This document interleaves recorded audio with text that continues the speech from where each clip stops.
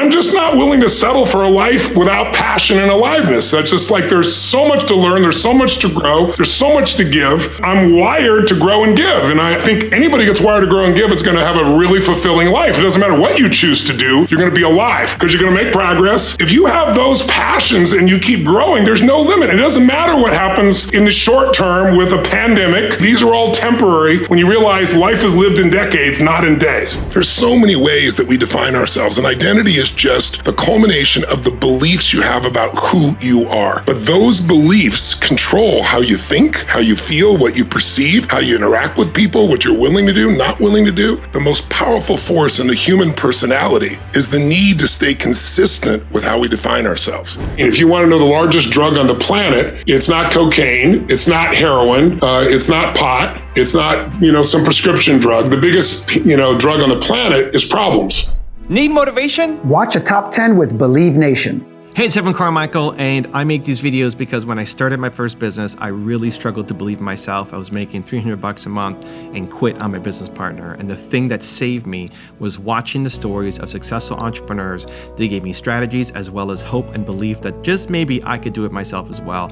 And I hope that this video here today helps you get a little bit more belief in yourself, because I still need the videos for myself today too. So today, let's learn from one of the best, Tony Robbins, and my take on his top 10 rules of success. Enjoy.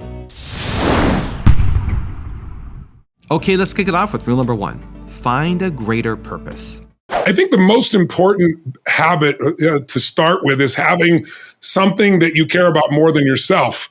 A mission. It could be your family. It could be photography. It could be your business. It could be, something you want to do in your community. It could be humanity, but I don't mean virtue signaling. I mean, what you're really driven by. And when people have something that they care about more than themselves, they don't run out of energy. They don't run out of excitement because, if it's just about you, it's easy to get comfortable. And comfort makes you not grow. People ask me all the time, Tony, you meet millions of people. What's the secret to happiness? And I always laugh and say, it's pretty simple. It's one word: progress. Progress equals happiness. Because if you're not making progress, you're not growing. And there's only a few rules in the universe. They're not mine. They're the universe. Everything grows or dies. And everything contributes beyond itself, or it's eventually eliminated by evolution. And so, for me, growing and giving is the game. And so you got to find something that makes you want to keep growing and giving so you don't get comfortable. You can't sit at the table of success too long or you get fat and bored, right? So we need to feel alive. A lot of people achieve a goal and then their brain goes, is this all there is? Or even if you achieved a goal you loved, it's like you loved it. How long did you stay excited about whatever you succeeded at? You may have worked on it for years. Did you stay excited for a year? Almost never. 9 months, 6 months, 3 months, 3 weeks, 3 days, 3 hours, because you're not supposed to stay just satisfied, because our nature is to grow, and when we grow, we have something to give. So to me, that's the core. Rule number 2 is leverage your fear. People get vested in their trauma. People get vested in their pain. If you want to know the largest drug on the planet, it's not cocaine. It's not heroin. It's not pot. It's not, some prescription drug. The biggest, drug on the planet is problems. Because everyone has a deep fear. Everyone. And the deepest fears we have are 2. One is that we're not enough. We're not smart enough, young enough, rich enough, pretty enough, funny enough, something enough. And if we're not enough, it digs the deepest fear we have, which is we won't be loved. And love is the oxygen of the soul. So, a baby is, if they're not physically, kinesthetically loved, they develop what's called failure to thrive syndrome. That's how desperate our nervous system is for love. So human beings, when they think, oh my God, if I fail at this, it'll look like I'm not enough and I won't be worthy of love, they tend to come up with a reason why that's either not their fault. It's something that was done to me. I've got ADHD. I was born with it. I was raped. I was whatever. And they might even tell the truth. Someone may have really raped them. It's a horrible situation. But other people have raped and they've gotten through it and they're on the other side of it. This person hasn't, because it becomes their reason for not being where they want to be in their life. And so the bottom line is, a mother can lose her daughter or son through a drunk driver and spend the rest of their life in pain. And another one creates MAD, Mothers Against Drunk Drivers, and does something about it and feels a sense of freedom and a sense of serving that child and a sense of higher purpose in what they're doing. So it's not the problem. It's not the trauma. It's finding what they value more than the problem. And everyone has a place where there's something they value more than their trauma. Some people got their trauma because they realize I've been so traumatized, loss of this child, that my other child feels completely unloved. And they realize I'm losing that love. I'm losing that child if I don't get my shit together, right?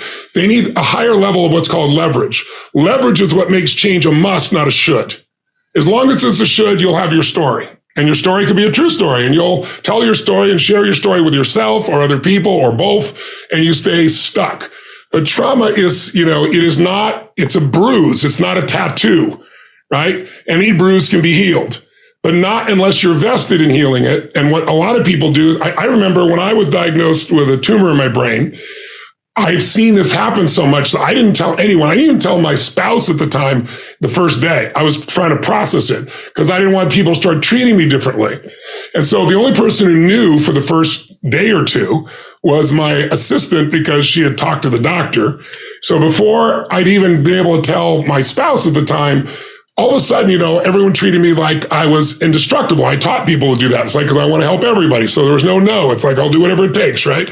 So it was inhuman at the time. And suddenly my assistant started saying, we shouldn't book that right now. And we shouldn't do this right now. And I started getting love and attention and connection for having this problem. And I was like, whoa. I'm not going to go down that slippery slope. But that takes a really conscious mind to do it. And lucky for me, I've had a chance to deal with millions of people. So I see these patterns all the time. But most people, their problem is their drug. It's the drug against the fear that I'm not enough and I won't be loved. Even if they go, no, it's me, I'm so messed up. What they're really saying is reassure me, love me. They're wanting that connection through their problem. So you got to decide there's something you value more than your problem. When you decide that, you can make it happen. Rule number 3 is learn to anticipate. What's the most powerful pattern of all? You've heard me talk about it before, that changed humanity, that took us from starving, running around as hunter-gatherers, to where we could stay in one place. It was one distinction. What was it? Recognizing the seasons. Understanding. See, before that, it looked random. You planted in the winter. You didn't even know it was winter. You just knew it was cold. And for some reason, you worked your ass off and you got nothing for it. And what I began to look at here is like humanity, once it understood the seasons and knew when to plant and when not to. If you do the right thing at the wrong time, what kind of reward do you get? Zilch, nothing. So all of a sudden, humanity understood this, and now we could stay in one place. We could build a community. We could build cities. We could build countries. That one distinction changed all of humanity. But there's also the seasons of your own life that's so valuable to understand. Think of it as 4 seasons of your life. 0 to 20, roughly, is your springtime. But that initial springtime, you're learning, you're growing, probably protected, you're absorbing things. That's the stage. Some people starts at 16, 14, some say 19, 20, but let's just call it around 21, you enter a different stage of life. You become kind of the soldier of life. You enter the summertime. 21 to 41, that's a different stage, isn't it? Now you go out in the world and say, I'm going to test this stuff. I was told all this, what's true? And you think you're going to be a billionaire or 10 times billionaire, and you're going to be president of the United States, and you're going to have 100 relationships, and it's all going to work out smoothly. And then you get your first relationship and discover none of that is true. And you start to understand that you have vulnerabilities, you find out you're not invincible. So this young adulthood is testing and discovering, just trying to figure out what's really real. That's when we learn a lot. And usually some of it is painful because it's not quite like we expected. But you're the soldier of society. Quite literally, that's where soldiers are, right? 21 to 41 usually, right? You're the person that goes to war. You're the person that's out there doing the hard work. Now, if you really grew in spring and you really grew in summer, then there's the fall, the autumn. And that means 42 to 62 is a real reaping time if you've grown. If you're not grown, like if you don't plant in the spring, you're going to weep in the fall. You're not going to reap in the fall, right? But if you push through the hot summer, and it's a difficult time, those 21 to 41. By the way, when you ask people, when you do all the research on people, what's the most unhappy time of their life? It's that 2 decades. Not for every human, but for most. Because trying to figure out who the hell you are, prove to yourself, make it through all the bullshit, trying to figure what's going on in your life. But when you get to 42 to 62, again, if you've grown, if you've not grown, you're kind of stunted. There's not much crop. But now you're really in your midlife power. And you get to start to have a harvest time. This is for a lot of people their greatest financial time of their life. because they built up understanding and they worked hard and developed skill sets, and now they're in a position to lead. They might start running an organization. They start to really grow, to expand. And then 63 to 83, you could think of as winter, and 83 to 120 is the oldest living humans. If you're fortunate enough, maybe you'll have an extended winter. But in this stage, you really end up being a leader who's really there to mentor. That's really the position you're in. It's like what I love most now. It's like the example I give you of playing a video game against a child. You know the child's always going to win. And it's not because they're faster or smarter. It's because they played this game a million times. They know the first bad guy's here, the next bad guy's here, the next bad guy's here. So they're able to do something really important. This is what today is all about, if you want it in a simple phrase. Anticipation is power. Anticipation is power. Leaders anticipate. Losers react. If you and I are going to have a great quality of life for our families, for our communities, for anybody we want to serve, our job is to anticipate. In order to do that, you got to recognize patterns. So these seasons of your life are precious. Every season has different challenges, right? How many can remember some of the challenges of the springtime of your life? I remember some of the challenges of the summer in that stage, the things you wrestled with. Some are still there. How many remember the fall experiences, right? So everything has opportunity, everything has challenge, and if you can anticipate the challenge, you can make that season a hell of a lot more enjoyable. Rule number 4 is manage your time. When people don't do things, it's not because they can't. It's not even because they don't want to. It's because of the way they are focusing on what I call chunking things. When people don't follow through, here's what they do. I'll give you an example. Who here believes exercise is very important, but you don't exercise regularly? Let me see a show of hands. Raise your hand.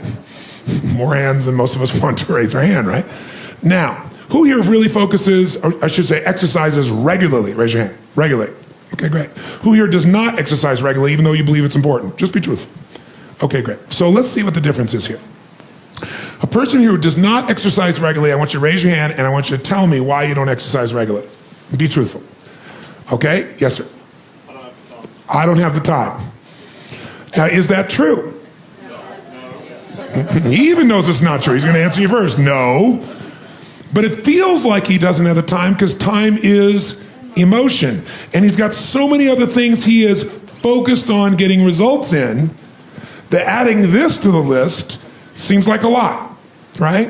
And the other things are very important to him, like his business. I don't have the time. He has the time. What's the real reason he doesn't do it? Because of the way he thinks about exercise. When he focuses on what it would take to exercise, he does it very differently than someone who follows through. When you think about exercising, what's involved? At the moment, about mile 14 of the London Marathon. Quite painful. Okay, he starts thinking about, I got to get to mile 14 of the London Marathon, and that even the thought of trying to get to the 14th mile, much less the 25th mile, is like beyond my imagination right now.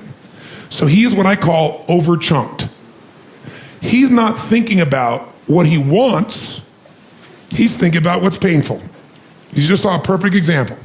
He's not even thinking about victory or succeeding. So the chance of him following through on something that he associates major pain to, when he can do something else right now he can feel competent or successful at, his chances of following through are very limited. How many will follow that? Say I. His focus is on failure. His focus is on pain. That's why he isn't following through. Okay? He's also focused on the 14th mile of a marathon rather than today's workout. Which one seems more daunting to you? So when you think of what it, and here's also what he's thinking about. He's thinking about the process, not the outcome or result he wants. And when you think about what it's going to take to do something, usually it takes a lot and you're not going to want to do it. So he's overchunked himself. He's trying to eat the whale whole without taking any smaller bites. And it seems too big for him, so he says, well, I'll do it when? Later. As my Australian friends would say, later. Right? And of course, the problem with doing it tomorrow is when you get to tomorrow, tomorrow is today, and tomorrow never comes. So, and you keep promising yourself. By the way, what does this do to you emotionally when you keep breaking your own promises with yourself? Or you keep failing to do things that you know are important? Does it increase your level of certainty and confidence? No. What it does is it erodes it. And when you erode confidence in one area, believe it or not, it affects the other areas too. Do you believe me on that? Don't believe me. What about your own life experience? Maybe not one area, but it starts to be multiple areas. It sure does. Another reason why somebody doesn't exercise or do anything is because they don't just chunk it too big, they chunk it in too many details. I'll give you a perfect example. So I asked somebody one time, I said, okay, how important is exercise? Oh, exercise is extremely important. Really? Okay, good. And tell me, why don't you exercise regularly? Well, I just don't have time. Okay, everybody gives that answer. That sounds wonderful. So tell me though, don't tell me about how much time you don't have. Tell me this. When you think about exercising, what do you think about? Which is a way of saying, what do you focus on?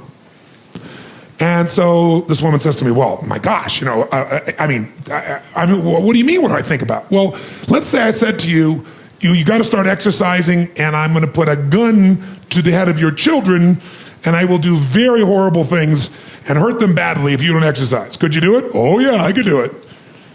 You know, if some mafia person came here and said, I'm going to kill your children if you don't exercise every day, how many think you could find a way to exercise every day, no matter what your time constraints may be? So remember this. Remember this. Change is never a matter of ability. It's always a matter of motivation. I'll say that again. Change is never a matter of ability. It's always a matter of motivation or drive, having strong enough reasons. If you got a strong enough reason, you could figure out the time, couldn't you? So the biggest part of life and time management is knowing what you want and having enough reasons to follow through. But there is one more piece. If you make enough reasons to follow through and you know what you want, but you make the task overwhelming, you'll be overwhelmed. Also, to make sure you're actually taking action after watching this video, I've designed a special free worksheet just for this video. The worksheet will highlight all of the lessons learned in this video, as well as pull out our 3 favorite learnings and quotes that will inspire you to actually do something. The worksheet will also give you space to write down what your key takeaways are and your specific plan of action to make sure you're getting results. If you want the worksheet designed specifically for this video, absolutely for free, there's a link in the description below. Go click on it and start building the momentum in your life and your business. I'll see you there. Rule number 5 is be a blessing. Find the blessing. And that sounds corny to some people, but when you think about your life these last 3 or 4 years with COVID and so much fear and crime and everything that if you watch the news for 5 minutes, you feel like there is no future. It's not to say there aren't challenges out there, they're real. But we don't experience life. We experience the life we focus on. What's wrong is always available. So is what's right.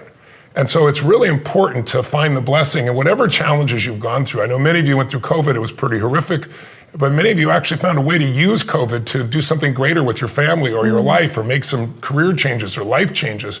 And so life is going to give us challenges no matter what, but it's our job to find the blessing, to see that maybe everything in life is really happening for us, not to us, even though it looks like that. And so we sent you a little video of our friend Madhu to give you an example of somebody finding those blessings. And then the second part was to really be a blessing. We often say, the secret to living is giving, but it's not just gifts, it's presence, it's caring, it's kindness. As simple as those things are, they also change you. When you get in the habit of doing that, because it's our nature, when we're not stressed, you all of a sudden find a balance, you find a balm within yourself, as well as you're being a balm to other people. If you constantly find the blessings in life, you look for what's right instead of what's wrong. If you're constantly trying to be a blessing to other people, then you'll be blessed. And that's not corny, it's the law of reciprocation. In life, we all get what we put out, and often tenfold. And it can happen either way, negative or positive. So it's part of our life is to really, it's not even about religion, it's about grace. It's understanding that, grace will flow to you if you are pouring out grace to others, if you're constantly giving and sharing. And so we know these things, they're not new to say the least, but this time of the year is a great time of the year to reinforce them in yourself and maybe with your children or your family. Rule number 6 is change your focus. Talk to me about what causes depression. Well, rather than me answer that question, the head of the NIDHD, or however they pronounce it, but he said, in 22 years, I spent whatever it was, $20 billion, did some of the most interesting studies in the world, and we didn't move, one person out of depression. The bottom line is biochemistry is part of it, but it is related to what we focus on and what we feel. I can change your biochemistry in a heartbeat. close your eyes and have you imagine one thing. I can disrupt you, produce fear. Close your eyes, produce something else. We can produce a parasympathetic effect, a calming effect. So you cannot separate the mind and the body. They're together. And so my approach is both. I think you know from going to events. I believe in physiology first, but it isn't just biochemical. It's the way you move. It's the way you breathe. It's the way you gesture. If I said to you, there's a depressed person behind curtain number 1 over here, and I'll give you a $100,000 donation to your favorite charity if you can describe their posture, everyone knows. What's their posture like? Where's their head? Down. Down. Where's the shoulders? Slouch. Are they breathing full or shallow? Shallow. That's right. Are they talking loud or quiet? Soft. Fast or slow? Slow. How do you know? Because we've all practiced this at some point and been depressed, right? But if you take that same person, I don't care what's going on with them, and you put their shoulders back, I know this sounds absurd, and you have them breathe different, and they speak at a different tempo, and they move, their biochemistry changes like that. So you got to shift the way the body's being used, but then also you have to create a compelling future. This is the way I look at it. I look at it as 5 to thrive. I'm going to give you a little picture in your head. Think of a triangle, the first base of 3 things. The base of how you use your body affects your depression or your excitement. If someone's depressed or they're excited, they use the body differently. They breathe differently. They move differently. They speak differently. So you can make a biochemical change just by changing the body radically enough in the way you move. Second is what you focus on determines what you feel. So if you're supposed to meet your husband or wife at 7 p.m. for dinner and you get there and they're not there, boyfriend, girlfriend, whoever, what do you feel? Well, some people go, I'm angry. Some people go, I'm worried. Well, it's only 7, Well, let's say it's 7:30 and they've not shown up. They've not called. They not text. Well, now somebody go, I'm really worried. I'm really pissed off. It's 8:30. They haven't called. I'm full, a woman tells me, right? I didn't wait for the bastard. But my point is, whether you're angry or whether you're worried, those are biochemical effects, but they're all based on what you focused on. If you were really angry, like they did it again, they're probably screwing around with somebody else. If you imagine that in your mind, you're going to be upset. But if you were worried, you thought, what if they're in a car accident? You're going to get a very different biochemical effect. But people have habits of what they focus on. And those habits become your biochemical habits as well. And so they reinforce each other. It's not a one-way street. So that's why, I really believe exercise is one of the most important elements, pushing someone beyond their normal comfort zones physiologically, while you simultaneously are working on their head, creating something. So you need strong physiology. You need a really clear focus because you're only experiencing what you focus on. The human brain is a distortion, deletion, and generalization device. Your conscious mind can only handle so many things at once. You're not thinking about your clothing touching your skin or the sound of your heartbeat till I mention it, or let's say the sound of in your ear of being able to hear that heartbeat. All those things I have to call your attention to because your brain is deleting most of what's going on, so it's not overwhelmed consciously. So we pay attention to a small amount of things. So if you're really happy, you're deleting all the things that could piss you off or make you worried. If you're really worried, you're deleting all the things you could be grateful or happy about. So, and we tend to generalize our lives because we're cognitive misers. We don't want to think things through. So if you have strong physiology, strong focus, then the third piece is meaning is what creates emotion. Like if somebody says something and you go, they're disrespecting me, or they're challenging me, or they're coaching me, or they're loving me. Well, whichever word you select for those sensations in your body, your biochemistry becomes. And so, somebody might say, oh, this happened to me because God's punishing me, or this happened to me because God's challenging me, or this problem's here because it's a gift from God, or someone else says it has nothing to do with God. It's the fact that I've been a lazy bastard, right? Whatever it is you do in your head, there is a biochemical effect. So there's the body, there's the focus, and there's language. Those 3 shape how you feel moment to moment. If you're excited right now, using your body, your focus, and your language in a different way than if you're pissed off, than if you're worried, etc. But then what makes you use these 3 once you understand them is you need what's called a compelling future.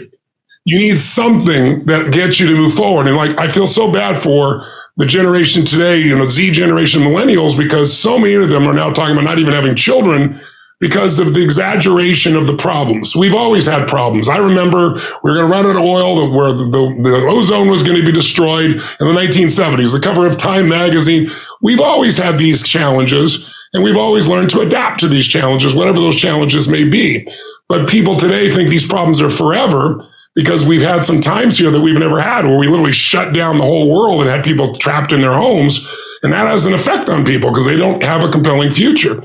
So you have to develop a compelling future. And what allows you to do that finally is what's under this triangle. If there's a circle, think of a compelling future, and there's the power of identity. Identity is, who are you beyond the problem?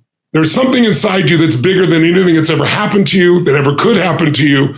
And tapping in and finding that part of yourself is how you get someone to have sustained strength. Rule number 7 is take good care of yourself. How have you been able to expand your energy year over year? What are some of the simple tweaks that people could do today? I was a vegan for about 10 years. And then I ate fish and salad basically for about 12 years. So dietarily, I've always tried to make sure that what I had was as clean as possible to start with. Then I train like a crazy person. I do oxygen restriction training type of thing so that my capacity is strong. But I'm also trying to train so I can literally do 2.5 marathons on a day, and then another day, another day, another day. For me, the most important thing I think has been for me is, believe it or not, has been a combination of hot and cold temperatures that I use. Like I start every single morning in the freezing water, and I do it for 2 reasons. One is it moves every bit of blood in your body and all your lymph in your system, but also kind of train my brain to say, when I say go, we go. It's like, there's never a day I look forward to going in the water. And I have, 56 degree water here, but in my home in Sun Valley, I go literally through the snow and get in the river, which is, like 39, 40 degrees in the wintertime. But you feel so incredible when you come out, but also it's just training your brain saying, I say go, we go. It's not like, oh, I'm not ready yet, or let me wait 5 minutes. And that becomes a discipline in your mind for everything else in your life, which is huge. And then, believe it or not, saunas, I just in the last year, I've started using saunas, and I've seen a huge change. I've always known about saunas. I use them, every now and then. But there's so much research on it now, and I have it in the book that'll blow your mind. Like 4 days a week in the sauna for just 20 minutes at 160 degrees plus, whether it's a laser type sauna, red sauna going in, or a traditional one, will absolutely change your health in more ways than you can imagine. Like people that don't really work out, I can get them to do this now, and they can just go sit in the sauna. But what happens is it reduces your chance of a heart attack by over 51%. I read that, yeah, wow. It reduces your chance of a stroke by 62%. Your overall health is reduced. And then here's the thing I've noticed that happens with people I get doing this. They wouldn't work out. Now they do the sauna and they put some music on, or they put a movie in the background or something. And the great thing is, after doing it for about a month, sweating and everything else, now they want to work out. Now they want to do something else. So I look for the things, the quick little hacks that can make it happen. In my life, I also use cryotherapy. And cryotherapy takes your body down to minus 250, Fahrenheit. Takes out I used to ice myself because after an event, I've been, running up and down the stadium walls and everything else. Every ounce of me, 14 hours on stage, 12 hours on stage is gone. And I go ice like I did in football. 20 minutes on, 20 minutes off. It's painful, but I had to do it. Now I go in for 2.5 minutes in a cryotherapy unit, and there's no inflammation in my body. It's just mind-boggling. For people who have osteoarthritis also, like my mother-in-law had such bad osteoarthritis, even medications weren't helping her, and she was crying at night, and I was like, I got to find an answer. That's how I found cryo. And then I started reading about cryotherapy and started reading about athletes doing it, but I started reading what it does for osteoarthritis. She has no pain now. Right? So they're just tools, and you don't have to own one of these things. I'm fortunate enough to have one here, but you can go, there's local places all over the United States, all over the world now, where you can just go in 5 or 10 minutes, and it's amazing. People just need to try it out. Rule number 8 is be who you want to be. There's so many ways that we define ourselves, and identity is just the culmination of the beliefs you have about who you are. But those beliefs control how you think, how you feel, what you perceive, how you interact with people, what you're willing to do, not willing to do. The most powerful force in the human personality is the need to stay consistent with how we define ourselves. And if you think of someone who's having, quote, an identity crisis, what is that? They turn a certain age and they quickly question everything they had accepted. A belief is something you feel absolutely certain about. You don't believe something if you start to question it. You produce doubt. And so sometimes there are certain stages of life where someone suddenly goes out and has this identity crisis, and they buy a sports car or whatever the case may be, and they change their hair and they do everything else. But what's really happening is they're trying to redefine themselves, having defined themselves a long time ago. And we all have these ways of defining ourselves. But let me give you an example of just how powerful it is. So I'll give you a simplistic example. I don't know if you ever smoked cigarettes or know someone who did, but if you go to someone who smokes cigarettes and no longer does, and you said to them, would you like a cigarette? They wouldn't say to you, what brand is it? What would they say to you? No, I'm not a smoker. I'm not one of those. And that's really important because we define ourselves by what we are and by what we're not. And it's not effortful when you're not a smoker. It's not effortful if you say, I'm a health nut, to, not smoke. It's just not part of your world. You don't even consider it, because that need to stay consistent with how you define yourself is the basis of a human being's basic personality making decisions. Now, the downside of this, of course, is you can create a negative identity for yourself.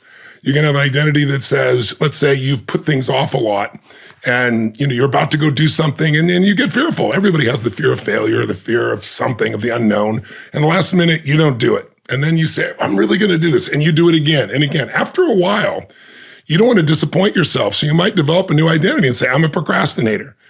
Well, once that's who you are, that behavior is going to be consistent. It is that powerful a control system on how we function as human beings. So anything you attach the words I am to over and over again, consistency with your language, with your emotion, and with an emotional intensity, you'll eventually become it, because it becomes a belief, and a belief is self-fulfilling. Whether you think you can, whether you think you can't, you're right. So I think this subject, being able to differentiate between having a certain feeling or acting a certain way and being that kind of person is huge. You can use this tool. When I'm working with somebody, I'm looking to create a lasting change. I'm looking to help that person shift how they perceive who they are permanently, not just what they were doing. Rule number 9 is be surrounded by great people. One of the most successful business people I ever met when I was very young was a multi-billionaire, and I asked him, how he became a multi-billionaire, and he said to me, and I shared it earlier in this week, so I don't know if you heard it, but he said, proximity is power. If you look at somebody like Bill Gates, Bill Gates quit Harvard, and he didn't have any software for this company called Microsoft, or the original company he went to, Altera. And yet he told them, I'm going to go do this. But the real secret, besides being very bright and persistent, was he had direct relationships at IBM through his parents. They're on the board of directors. And as you connected with Apple and started to build a relationship, then you had proximity for someone to do it. So my advice to you is, number 1, stop caring about how conservative or unconservative it is. There's some of the greatest, different, radical types of music has come out of Germany and Austria in the past. Hard metal, crazy stuff. So while there is a conservative culture, there's a segment that is extremely creative that comes up with things no one else does in your culture. And so instead of finding the limitations, find the strengths, or decide what every great leader does, create your own culture. Right? That's what a leader does. They don't adapt to the culture. I'm sure you've heard the old phrase that says, reasonable people adapt to the culture, unreasonable people adapt the culture to themselves. That's why all breakthroughs come from unreasonable people. I'm paraphrasing, that's not the right language, but that's the essence of it. And so it's like you have to then find within yourself that I have so much passion, so much certainty, I'm gonna build that certainty. And instead of getting overwhelmed by all the things you gotta do, you're gonna say, let me just make sure every day I'm making progress. Every day I'm going to take a step forward, and I'm going to consistently get in proximity with brilliant people that are doing things in the direction of what I want to do. And if I have to work as a janitor, which is what I did in the beginning, day and night while I was still in school, to get around people, I would be a janitor at this place where I want to be around this executive. And quite honestly, I'd read all his memos and things in the middle of the night so I could think about how he thought, because I didn't have access like I have today. So get yourself in proximity with people who are making things happen, and if you do a great job at anything you do for them, when you work your guts out, you'll become appreciated. And as you're appreciated, you become part of their culture. As you come to that culture, you'll get new insights, and then opportunities will happen. And this person, by the way, told me at one point, he said, what do you want to accomplish? And I gave him some of my dreams and goals, and he said, well, those are big.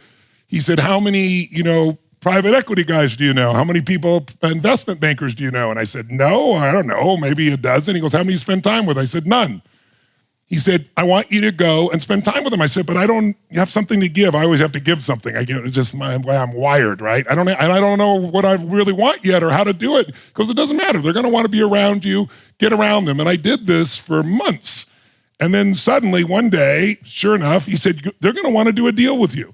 And then somebody brought me this deal. And the deal at the time, made me about $40 million in 2 months when I'd never made $4 million in a year working 20-hour days. And then that deal fell apart afterwards. They wanted me to change the deal. And I learned from him, when somebody wants to change the deal, don't get pissed, think about what you want. And I put that in a new deal where I made $400 million 2 years later. So proximity is power. put yourself in proximity, keep your passion alive, keep making progress, and make sure you're trying to innovate or grow every day in some way. Face your fears every single day. You'll find it'll change your life. And rule number 10, the last one before some very special bonus clips, is keep your passion burning. How are you so able to embrace change? And how the hell do you stay this enthusiastic in a world that changes this fast as you get older? Why are you not? Like, so many people are crippled by that. They just want things to stay the same. I think as early on, I realized, one of the things you have to understand about life is everything changes and everything ends. And that kind of sounds heavy on the front end, but it's a truth. If everything changes and everything ends, number one, it should make you appreciate what you have right now. And then my view is what's next is always better. If I make it so, it's my job to make it so. And so I think, for me, I look at it and say, when you said genius is a young man's game, I think that's total bullshit. I think passion is the genesis of genius. If you've got enough passion, you're going to find answers nobody else does. But most people run out of fuel, meaning they get tired, they get exhausted, they get burnt out, they get, the law of familiarity. They're around something so much, they take it a little bit for granted. And I've managed to see something in myself that I found in every great leader that I've ever respected. And that is, I value intelligence immensely, but I know really smart people can't fight their way out of a paper bag pragmatically, right? I'm sure you do too. What I see is the one common denominator of people that are successful over a lifetime is the sustained hunger. Hunger is the number one factor. When I see somebody, I don't care what age they are, I don't care what their background is, if they're hungry to improve, to change, to make something happen. I mean, if you look at Richard Branson, he's as hungry today in his late 60s as he was at 16 years old in that Crip starting Virgin. You look at my buddy Mark Benioff, he's I think in his early 50s right now. Mark is more hungry today than when I knew him 12, 14, 15 years ago when he was first coming up with the idea of, he went to one of my seminars over and over again, the UPW, you know which one. And he went there like 4 or 5 times and he was sitting in the front row. He's a tall guy, he introduced himself and said, "You've convinced me. I'm going to leave this company I work for as an employee here, and I'm going to go start this new company called Salesforce.com. Wow. And he says, "Tony, we're going to do $100 million in business. We're going to change business." Now he's doing whatever, 30 billion right now. but it's because he hasn't lost the hunger. And I think the law of familiarity is what destroys a relationship. You get around somebody enough, you love them, but you don't have the same passion, same aliveness. And I'm just not willing to settle for a life without passion and aliveness. That's just like, there's so much to learn, there's so much to grow, there's so much to give. And I'm wired to grow and give. And I think anybody gets wired to grow and give is going to have a really fulfilling life. It doesn't matter what you choose to do, you're going to be alive because you're going to make progress. And because you made progress, you have something to give. And we all, some people think they just want to get. But you get, and it's pretty damn boring, and it doesn't really expand your sense of identity of who you are. But if you're constantly growing and then taking what you learn, you're so excited about it, you share with other people and their life gets better, whether that be software you make or dresses you design or, something you do in the health space that really gets people to enjoy their food while they're eating well. If you have those passions and you keep growing, there's no limit. It doesn't matter what happens in the short term with a pandemic or with a drop in the economy or whatever the case may be. These are all temporary when you realize life is lived in decades, not in days. I think most people who are driven have drive already. It's really about directing that drive. It's really about strategy. But I do believe in passion. I do believe in energy because without high levels of energy, you don't do anything. But most of my focus is really how to increase the quality of life for people. And I've basically spent my life studying who are the most successful people on earth in various areas, your body, your emotion, your relationship, your finances, your business. And I've tried to apply those things to myself first to prove they work to me. And then I've been able to take them to tens of millions and hundreds of millions of people through events and programs. And I love to do it in a way that actually creates change. Stanford did a study. They came to me during COVID because, as people with depression shot through the roof as people were shut down. We've had the largest number of people overdose on drugs in our entire history as a country. And, if you go traditionally deal with depression, how do you do it? Well, you maybe go to a therapist and they work very hard to help you. And more than likely they give you a medication. And, across the meta studies, they explained for me at Stanford that only about 40% of the people actually are helped. 60% after a year have not improved at all. The 40% that do improve, if you go across all the meta studies, the average improvement is about 50%. They're half as depressed as they were. Now, some people are totally cured and some people not at all, of course. But it's pretty pathetic when you think about it, because placebos can almost have that impact. Yeah. And so they came to me and they said, Tony, some of the people from the Stanford genetics lab actually attended my Date with Destiny seminar. It's a 6-day total immersion program where you basically find how your brain creates meaning, how you value things, how to shift that.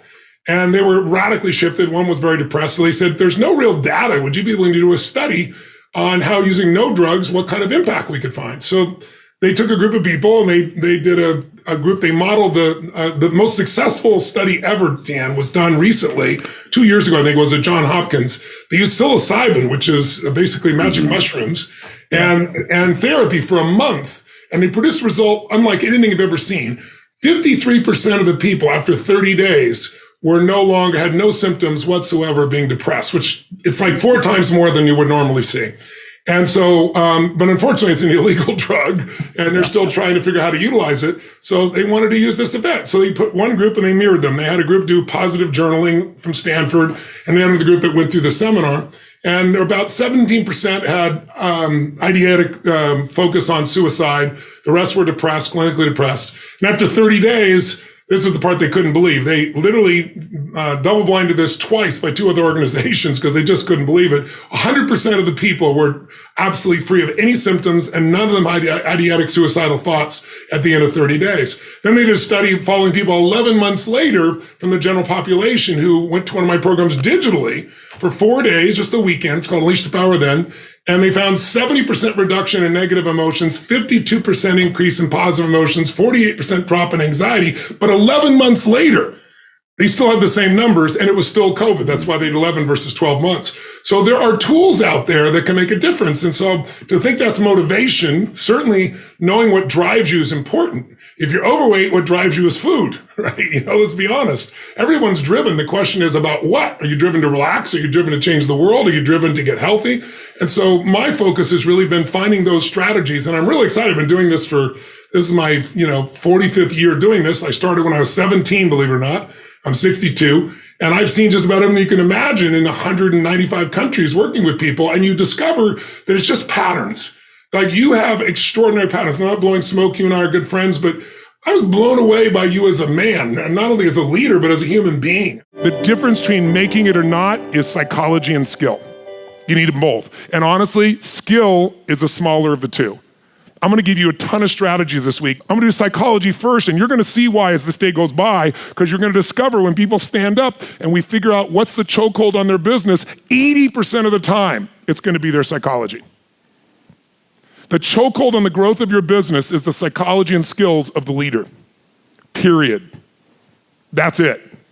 And if we change those 2 things, skills too, marketing skills, financial intelligence, recruiting, training, all those things, we train those too. Don't get me wrong, we gotta do the skills also. But I could give you every skill. How many of you have learned it before that was invaluable from some source, a mentor, a coach, an event, a university, I don't know what, and you were excited about it, and then you never actually followed through? Who's done this before? Say, I. Listen, knowledge is not power. Execution trumps knowledge every day of the week. My goal is to make you execute. I can't make you, but I can get you where you tap into that part of yourself. And that shift is the most important shift of these few days. To me, a breakthrough is a moment in time. It's a moment when the impossible becomes possible, and you don't just think about it, but you act upon it. It's like you can have a concept that doesn't create a breakthrough. The breakthrough is when you get to the point where you actually are going to do something about it. And I ask people all the time, I ask your listeners or viewers as well, it's like, I'm sure you've had a time where you struggle with something, right? You're going to do something about this relationship, but you keep not changing it, right? Pulling back, or you're going to stop smoking, or you're going to go lose those 25 pounds or whatever it is. And you start to make progress, and then you pull back and you get disappointed and get frustrated. But then there's some times where finally you hit this threshold. You hit this moment where your brain says, not another day, not an hour, I'm changing this relationship, I'm losing this weight, I'm making this happen. And people create that breakthrough. And it can happen, it's the difference between what triggers it versus what makes it possible. What triggers it is usually pain or massive inspiration. Nothing in between does it. Most people, they hit a threshold of pain and say, it's like, I ask people, how many of you have ever been in a relationship way too long? And everybody raises their hand. I go, why? Why'd you stay? You weren't happy, they weren't happy. It's just because of the unknown, the uncertainties, the idea of change. It could be worse, to be alone.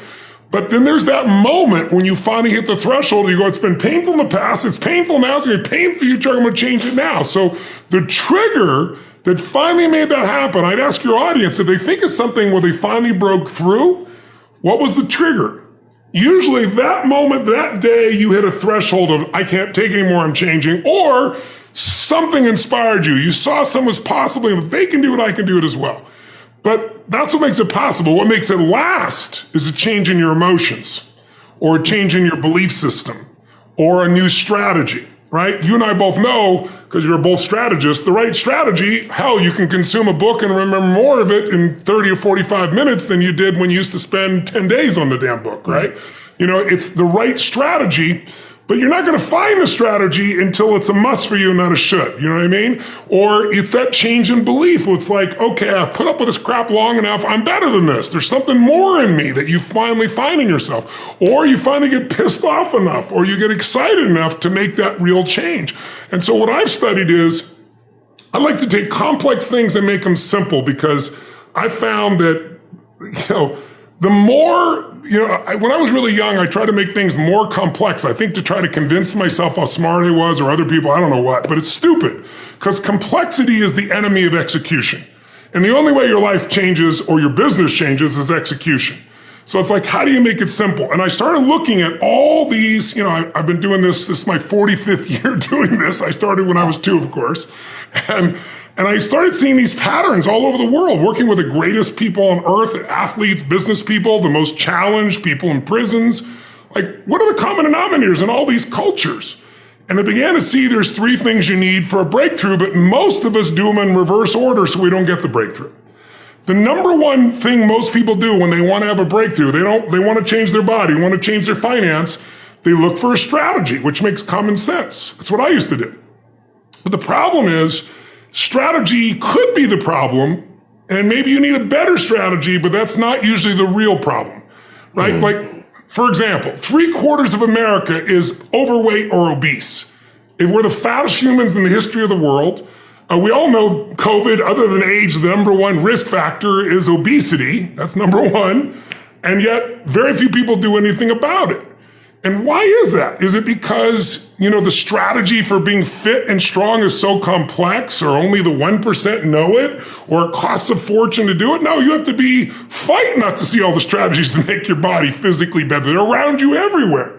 So you could have the wrong strategy. Like, I remember years ago on the cover of Time magazine, they had the Atkins diet, and they said, I think it was 15% of Americans were doing it. Well, if you gotta pee on a stick so you don't get too acidic and your breath is that bad, it's pretty obvious that's not sustainable. So sometimes it's a strategy problem. But when you work for the how first and you've never figured it out, your emotions get in the way. It's the wrong sequence. It's like the dog bit Johnny, Johnny bit the dog. Same words, different experience if you're Johnny. So strategy naturally is where people go, but rarely do they change with that. What the real problem usually is the story they've developed. And a story is just code for all the things you've told yourself over and over again until you believe them, right? There's an old language pattern that says, tell a lie big enough, loud enough, long enough, sooner or later people believe it. That was Hitler who said that. And so most of us are Hitler in our own mind.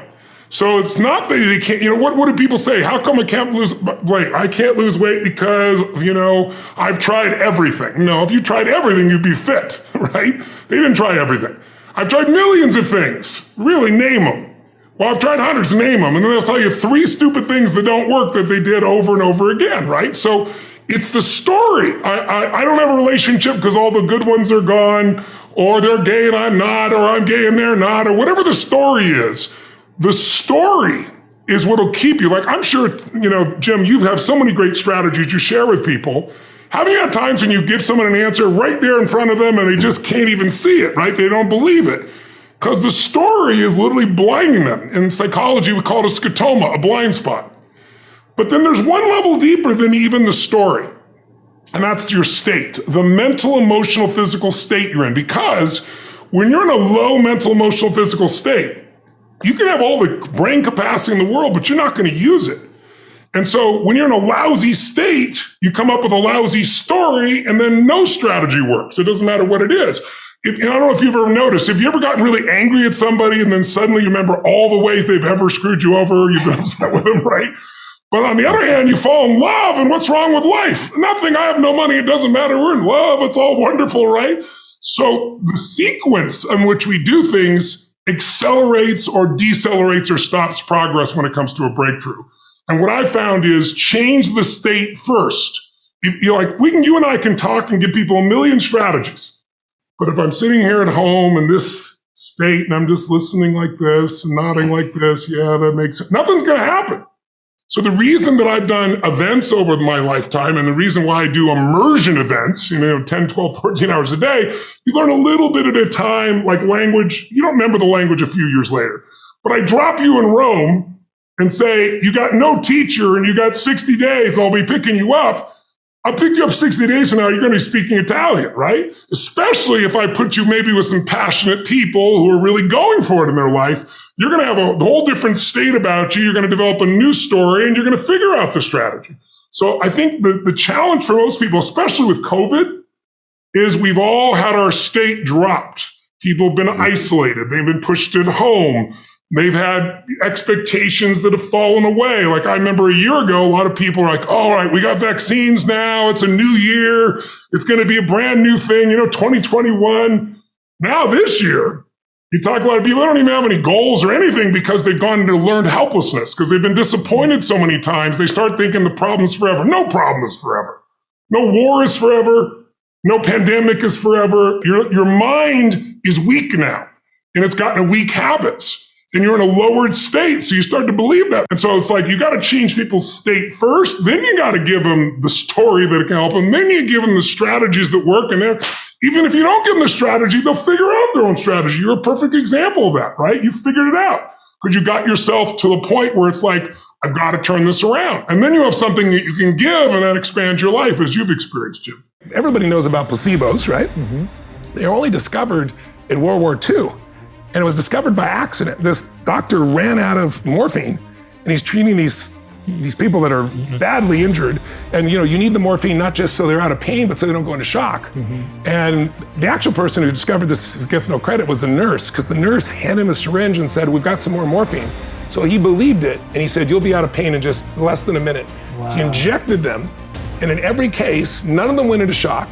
90% of them were out of pain and they used nothing. It was saline, right? So after World War II, he went back to Harvard and he was the person that created what we now consider to be the double-blind studies, which are always compared to a placebo, right? And what most people don't know is the bigger the placebo intervention, the more powerful the mind believes it. So a small pill is less effective than a big pill. An injection is more powerful than a pill in terms of its effectiveness. The most powerful is a sham surgery. The Veterans Administration did a study and they did on people doing knee surgeries, and they took 1/3 of the people and they just cut them open, anesthetized them, and sewed them back up, did nothing. A year later, this group, the group that had no surgery, had the least amount of pain, the most amount of flexibility, and so they stopped funding those surgeries. But that's how powerful it is. It's even more than Harvard did a study where they took barbiturates, made these big red pills, and said, this is an amphetamine, you need to prepare your body because you're gonna speed up. They didn't give them something fake, they gave them an actual drug that slows the body down and the body sped up. So most people don't understand the power of the mind. And so what I try to do is show people, even in this book, here are the things that you can do to take control of your mind, because if you take care of your body and then you don't take care of your mind and emotions, you're gonna be miserable. It's always been impact for me. I love people. Somebody asked my mom, was he always like this? She's passed away, but she used to tell the story, so I'd hear her version of the story. And we grew up in kind of the hood of LA, a really rough territory, and on a commercial street. In this crappy little house, there was a lot of violence around there. But right next door was this old liquor store. And we were poor, and she was pregnant with my brother. I was almost 4.5, I guess, years old, 5 years old. And, I would go to that place to get stuff because we had nobody else. My father was an underground parking attendant, so he wasn't there. So it was she and I. And so I guess she sent me next door to get bread and milk, which we desperately needed. We had very little money. I guess I was gone for a very long time where she was worried and I'd come back with no bread and milk. And she said, where's the bread and milk? And I said, well, there's a poor boy there. So I gave him our money. And she says, we're poor. So I've always had that. And I think there's an old movie called Mr. Holland's Opus. I use it sometimes to Date with Destiny. And there's a line in the movie with this man.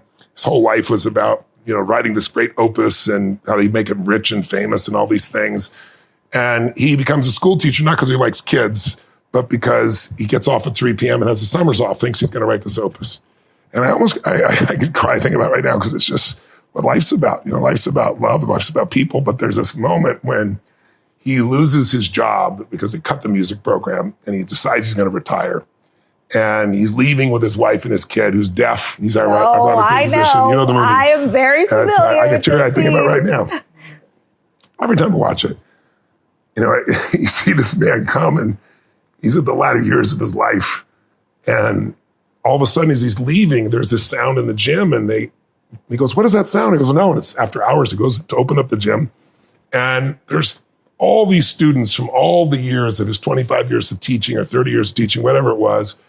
And they're all cheering. And he comes down and he's just stunned by the response. And his wife gets up and says, a lot of people heard about the retirement of my husband. And I can't believe the outreach. And so we wanted to let him know how much he's loved. And then all of a sudden the doors open and this little redhead girl who he had blasted in the beginning because she had no talent in the clarinet. Yeah. But he then fell in love with trying to support her. And it's when he became a better man. She's now an adult and she's the governor of the state. And she goes bursting in and goes, oh, I'm sorry. I thought we were a little bit running late. And she comes up and she looks at him and gets on stage and she does this little speech. But the essence of it is, Mr. Holland's touched all of us so much.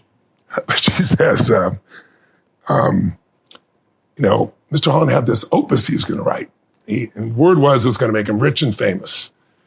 But he's neither, at least not outside this small town. But she said, but if he just got those riches and fame, he would have missed out on what he has here. And she says, look around you, Mr. Holland. These are the notes of your music. This is the symphony of your life. And sorry, I get emotionally. I'm so silly. I'm an emotional guy. That's why I do what I do, because I get to see people's lives change. I get to see moms reclaim themselves. I see children, stand up for themselves. I see men who become men again and really step up and take the responsibilities that make them feel alive. I see people build businesses and I see people happy again. I see couples coming together. I see joy and happiness, not because life is always like that, but because they can find meaning even when it's painful. And to me, to live a life with that kind of meaning is a gift from God. Ultimately, I really believe that the most sacred thing in our lives that we can give another human being besides our love is our labor. You think about it, your labor is your energy, it's your time, it's your emotion, it's your intellect, it's your spirit to some extent. And if you can find a way where what you do for a living activates that sense of what you're made for, then work is not work, whether you be in Fiji or whether you be in an environment that might seem less exciting and promising in the moment. And trust me, I worked in plenty of those too. But with the same level of excitement and passion, because I found what turns me on, that makes me feel alive, makes me feel like I'm doing something that's worthwhile. And on Labor Day, I think a lot of people, it's just a holiday to get away and take time off of labor. And my hope is to trigger you to think about how could you turn your labor into your love? I think it was Mark Twain who said, when your vocation becomes your vacation, that's when life becomes truly magnificent. And I'm privileged enough to have that, but I pursued it. And one of the secrets that I found, and I know you know this in your soul, is that we all know if you're going to be masterful at something, you don't show up, as the best in the world at something. You don't show up in environments that you want to be in. You get there because you did things for thousands and thousands of hours. Most of you know the concept of mastery taking 10,000 hours. That's an arbitrary number, but I'm sure you've heard about it. You want to get really good at something, it's 10,000 hours, because when you do something enough, with enough intensity, enough intention to constantly get better, when your labor is your love, and where your labor is something you have to always get better at, then usually what happens is you get these insights that allow you to serve more. But I also think that labor, we're talking about this weekend, what makes people fulfilled by their labor is is their motives for it. If your motive is just to make money or just to pay your bills or just to get rich or whatever you think that's going to be, those people never really are fulfilled even if they make the money.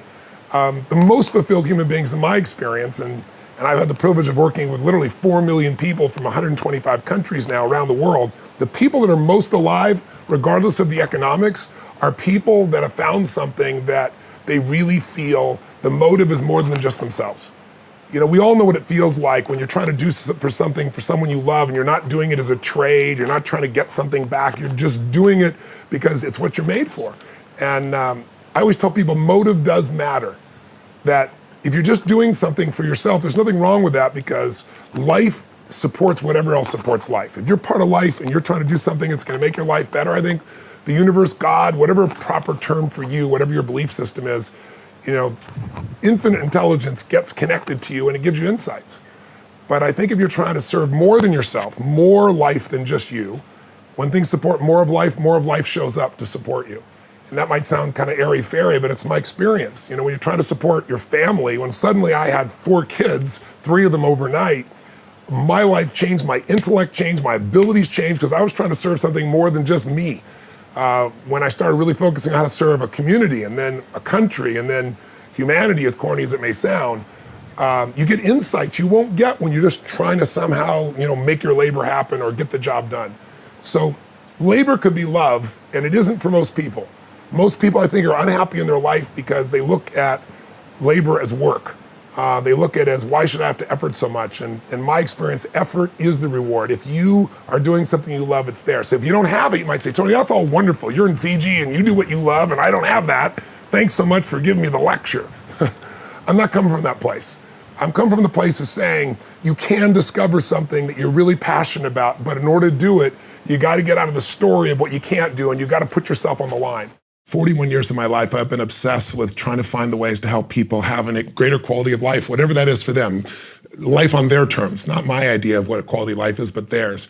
And, you know, people come to me all the time and come to events and they want to transform their business or they want to transform their body or they want to rebuild or deepen a relationship or create one, or they just want to feel joy or happiness. We're all pursuing all these things, but really it's just this experience of life at its highest level that we're all searching for. And over the last few decades, you know, early in my life, I figured I didn't have much control of my external world. There was so much suffering that I figured I got to master that. And so I worked hard and for decades learning from the smartest people I could. How could I achieve, succeed, break through, master myself, push myself?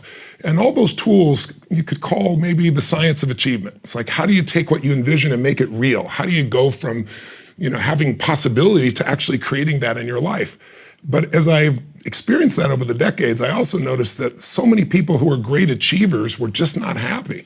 I mean, I go to India, I usually go about every 12 to 18 months, and I remember when I first went there, I was like, the poverty was overwhelming to me. And it was so confusing to see people so happy, you know, because all around them, they seemed to have such squalor. I'd see someone sitting in the street and there was just so much joy in their eyes if you took the time to feel them and talk with them instead of judging the environment. And then I'd come home to the United States where there's all this external abundance and you'd find people, you know, many of you know, I wrote Money Master the Game, you know, 50 of the smartest financial people in the world, self-made billionaires, and I wouldn't say the majority of them are really happy. And it has nothing to do with the money. It's that the internal world was not mastered. So if there's 2 sciences or 2 master skills, I think, in life that we want, it's like if we took East and West and put them together and we didn't make the other one wrong, we'd say, hey, it's mastering the science of achievement, but also the art of fulfillment. And of the 2, for the last 4 or 5 years, I've been traveling the country, really trying to get people to feel and experience the beauty that comes when what's inside is great, regardless of what's outside.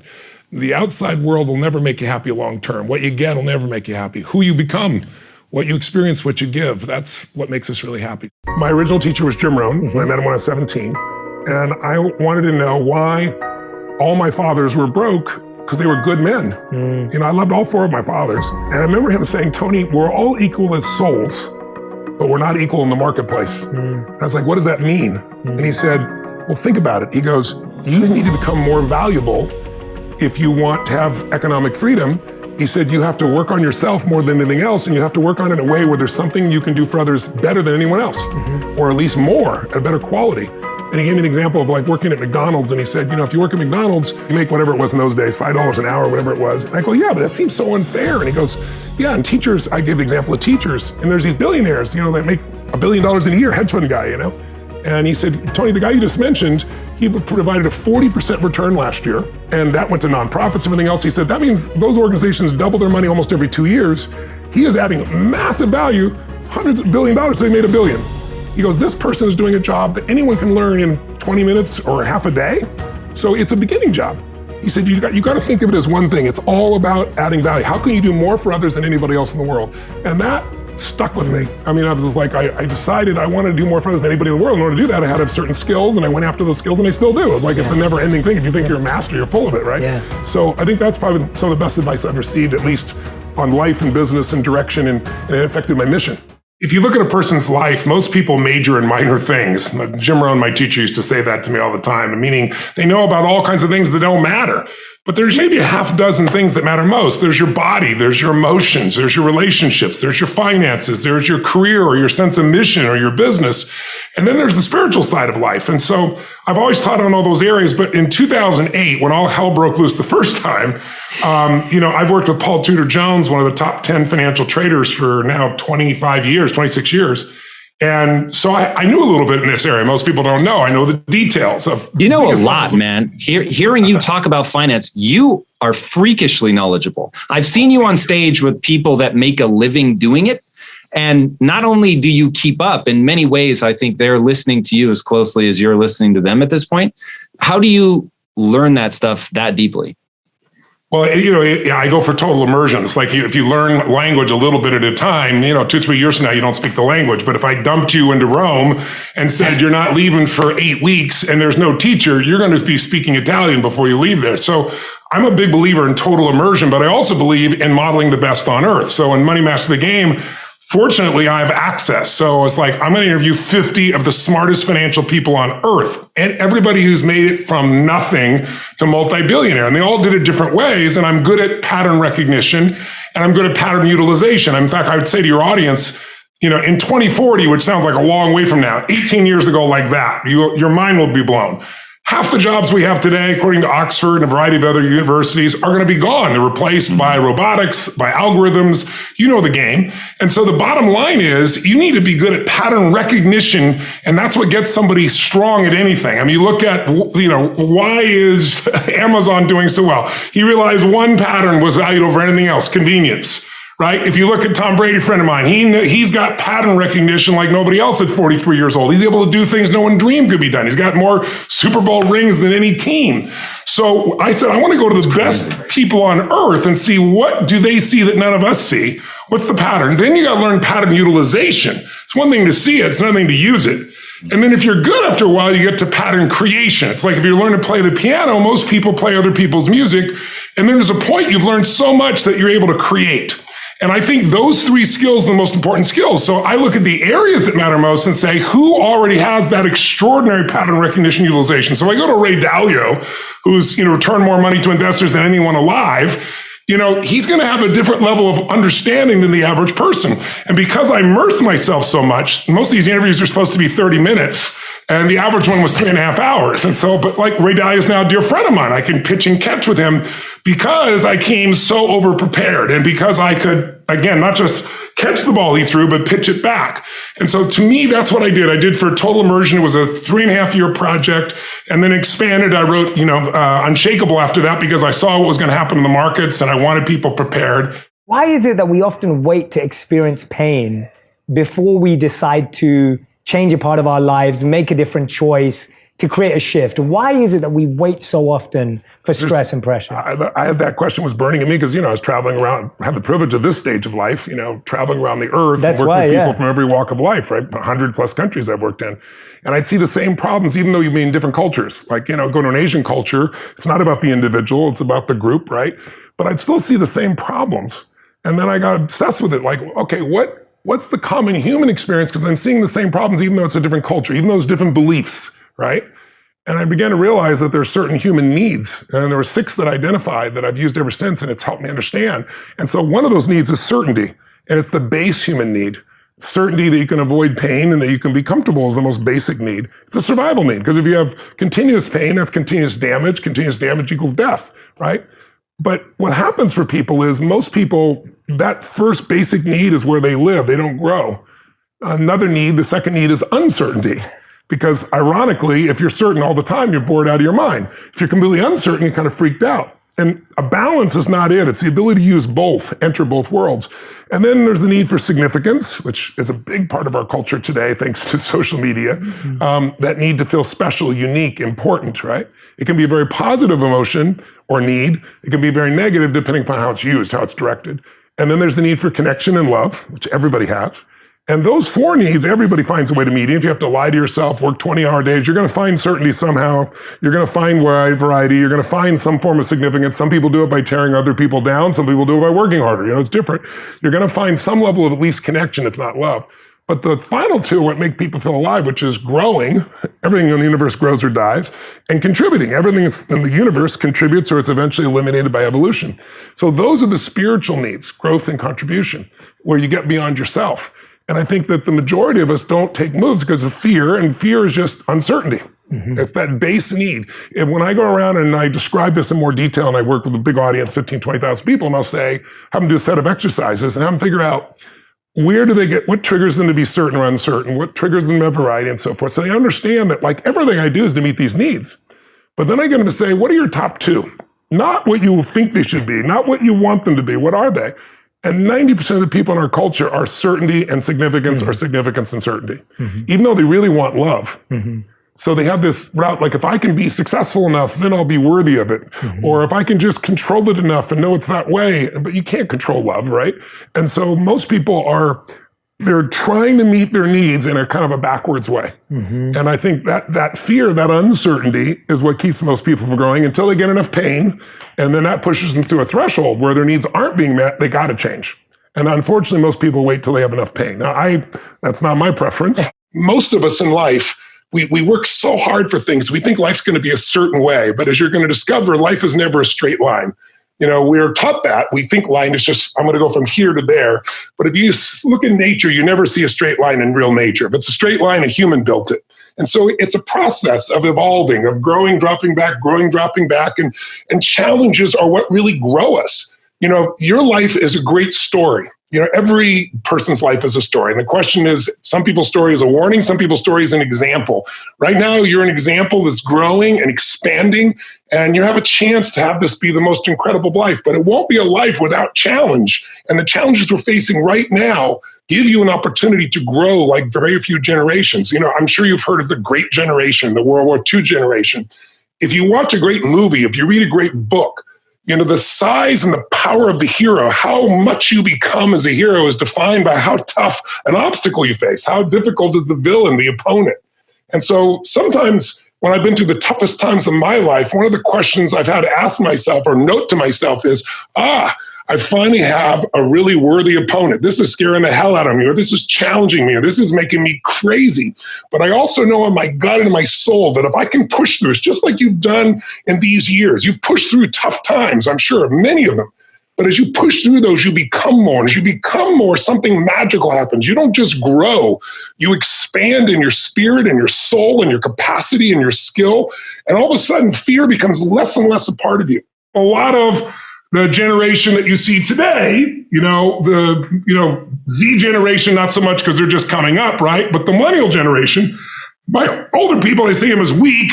They're snowflakes, they're this and they're that, but they have technology, they have insights. And when the outside world is demanding enough, not yet, because they're still fearful, they will grow. And that's when things change. And so the season occurs. So think about the difference between the 30s and the 40s versus the 50s.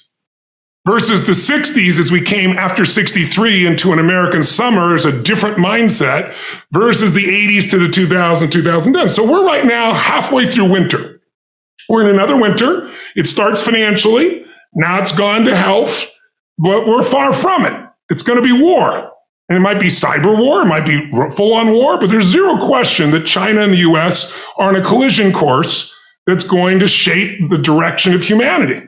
And so the people that right now are alive today are going to have to grow in that environment. I really think we're at a season where there's going to be a whole new level of growth. And what I just want to do is be one of the many sources that can give people perspective, because here's the problem.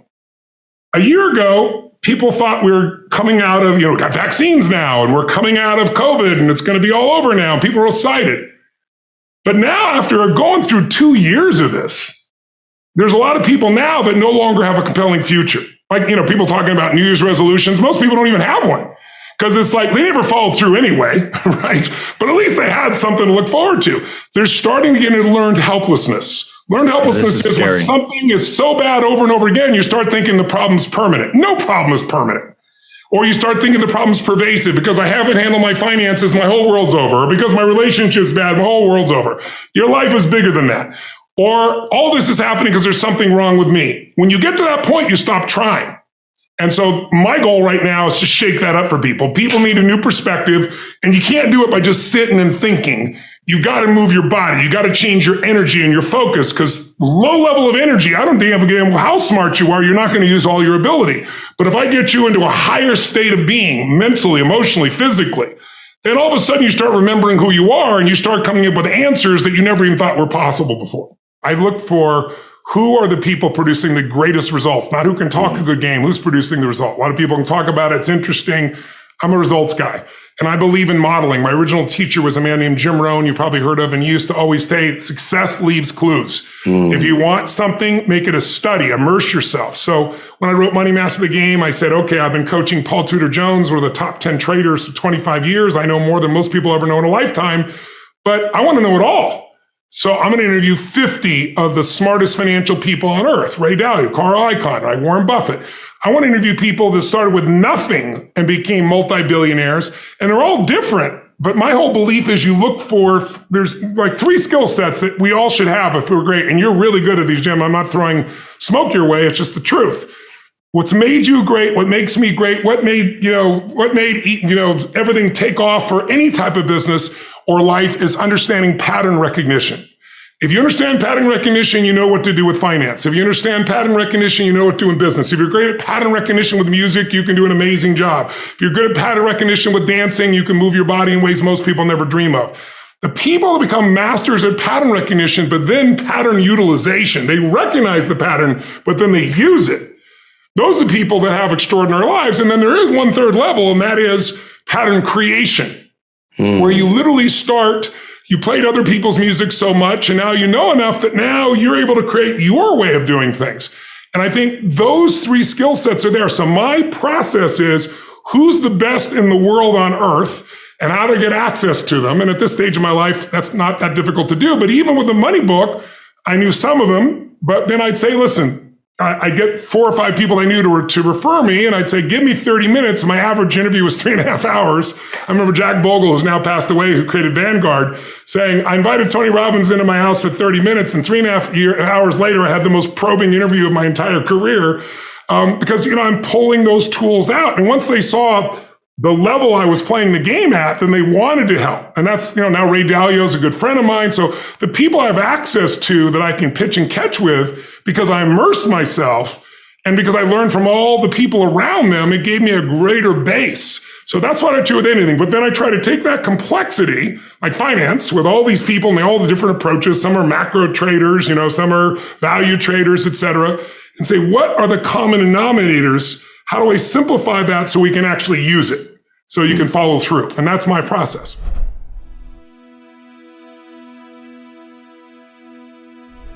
Because you made it this far in a video, I want to celebrate you. Most people start and don't finish. Most people never actually follow through. Most people say they want something, but they don't ever do the work to actually get it. But you are different. You are special. Believe Nation, you made it here all the way to the end, and I love you. So as a special celebration, if you put a hashtag Believe down in the comments below on this video, I will showcase you and celebrate you somewhere on the screen in a future video because you are awesome. For 10 more amazing rules from Mel Robbins, check the video right there next to me. I think you'll love it. Continue to believe, and I'll see you there. Begin by making a wish. That's how I began 2 years ago. Yep, my business was upside down, kids were in shambles, my husband was struggling with depression, and I was struggling with everything. I had to create a break from that moment of pain.